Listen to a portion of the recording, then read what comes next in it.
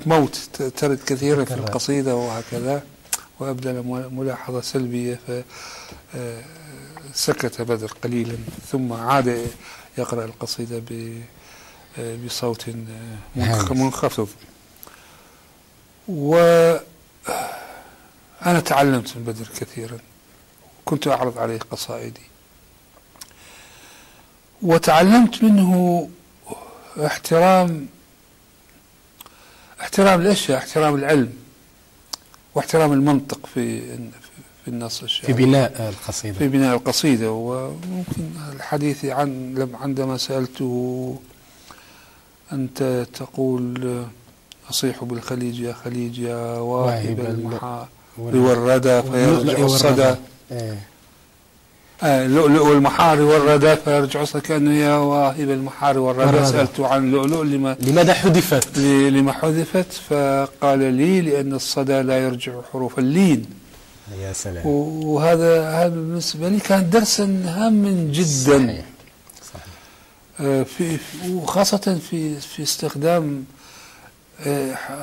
اللين، حروف اللين والحركة فيما يشكل الموسيقى الداخلية للقصيدة، وهو ما تشتغل عليه أنت بامتياز. أي أنا أشتغل عليه. غير وأنت تحكي الآن، حكيت عن خروجك من العراق سنة 1964. في الواقع لم يكن ذلك هو خروجك الأول، لأن 1957 ستغادر العراق لأول مرة إلى الكويت. هذا صحيح. كنت طبعا قد أصدرت القرصان بسنوات، لأن أصدرت 52 قرصان. صحيح. بعدها عدت إلى العراق بعد ثورة تموز. ثم اعتقلت. ثم غادرت السجن في 64 وانطلقت إلى بيروت في الجزائر. يعني هذا المسار سيقودك بالنهاية إلى فضاء المغرب العربي. نعم. وستأتي مجموعتك الشهيرة نهايات الشمال الإفريقي. نعم. سؤالي هو، ما دمنا نتحدث دائما في الأمكنة وكذا، كيف التقطت الفرق بين الفضائين المغربي والمشرقي في قصيدتك؟ في المغرب الكبير أحسست بفسحة أكثر من الحرية. شعرت بأنني أتنفس بصورة أكثر طلاقة، وبأن رافدا ثقافيا وتاريخيا آخر عميقا وجادا ومجديا تسلل داخلي. النباتات اختلفت، طبيعة الحياة اختلفت، المشهد الجغرافي اختلف وتنوع. العلاقة بثقافة الأوروبية لم تعد علاقة قراءة، وإنما هناك أشياء في الحياة، يعني تدخل في المطعم أو في الحانة، في المقهى، في المكتبة، في حديث الناس. يعني هنالك أوروبا حاضرة، هناك تماس حقيقي، مش فقط افتراضي كما هو الحال في المشرق. لا، وإنما هو يعني تلاقح حضاري حقيقي موجود وقائم. وهذا أثر حتى على سلوكي، يعني أصبحت أكثر وداعة، صار صوتي خفيض أكثر. بس رفعوا معنا شوية في الحصة رجاء يا سامي. ولكن أيضا يعني طبعا وأنت تتفاعل مع الفضاء المغاربي بدأ الحنين مع ذلك يتسرب إليك. لقد كتبت في هذه الفترة: تصير المسافات لي رايات، إن أهلي بعيدون، لا تحمل الطير أخبارهم لي ولا تحمل الطير أخبارنا لهم. أي هذا الحنين، أي هذا العدو الذي ظل يطردني ويطاردني. هكذا اعتبرت الحنين عدوا. وأعتقد منذ اعتبرت الحنين عدوا استقام ظهري.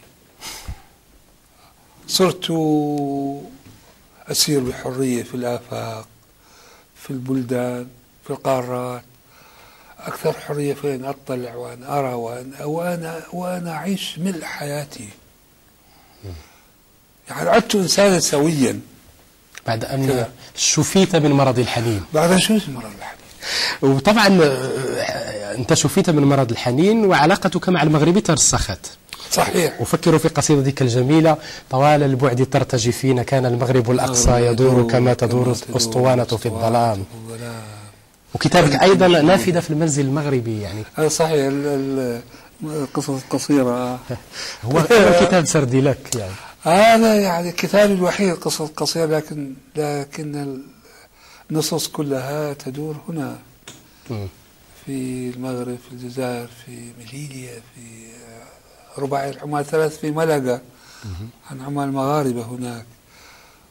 ويعني أنا الآن يعني أحس بنوع من السحر. نحن الشعراء نبحث عن عالم سري معين، يعني لنا طريقنا الخاص في محاولة تلمس نبض الحياة، سرها وهكذا. وأنت تتلمس الحياة في الأمكنة، وأنت تستكشف الأمكنة، وفي هذا الإطار دائما في إطار استكشاف الفضاء المغربي ستكتب عن مراكش قصيدتك الجميلة مجاز وسبعة أبواب. مراكش الحمراء تبقى الآن عالية وعاصمة، فهل نحن الحجارة؟ يعني صحيح. كيف يعني ماذا تعني لك مراكش يعني، وكيفاش كتبتي هذا النص، الشروط اللي كتبتي فيه مجاز وسبعة أبواب؟ في مجاز وسبعة أبواب أنا حاولت أن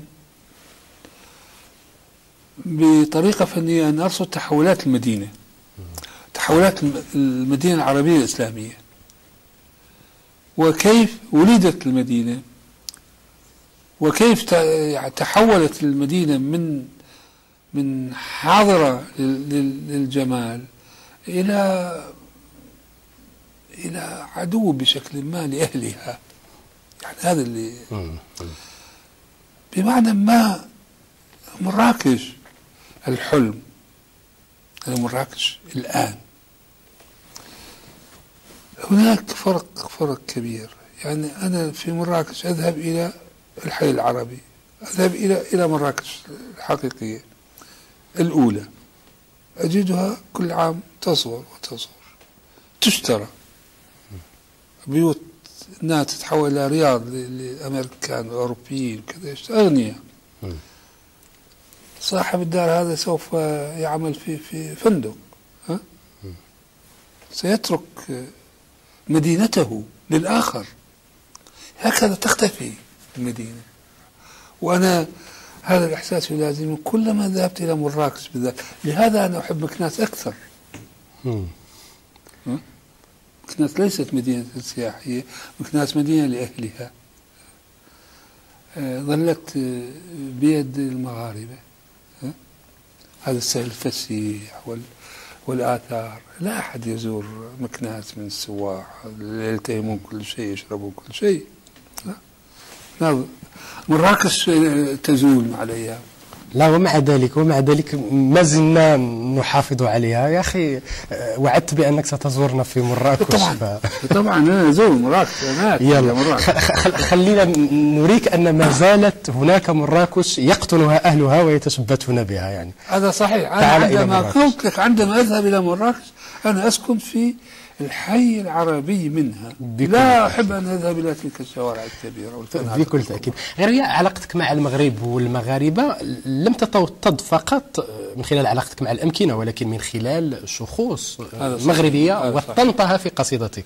أفكر في شخصية الأخضر بن يوسف المتخيلة. هذا صحيح. وأفكر في شخصية المهدي بن بركة الذي كتبت عنه قصيدتك الشهيرة أوراق من ملف. تعرف القصيدة كنت أنا أتابع، كانت لومون، كنت في الجزائر، كانت لومون تنشر يوميا صفحة وأكثر لفيت بن بركة، قضية بن بركة.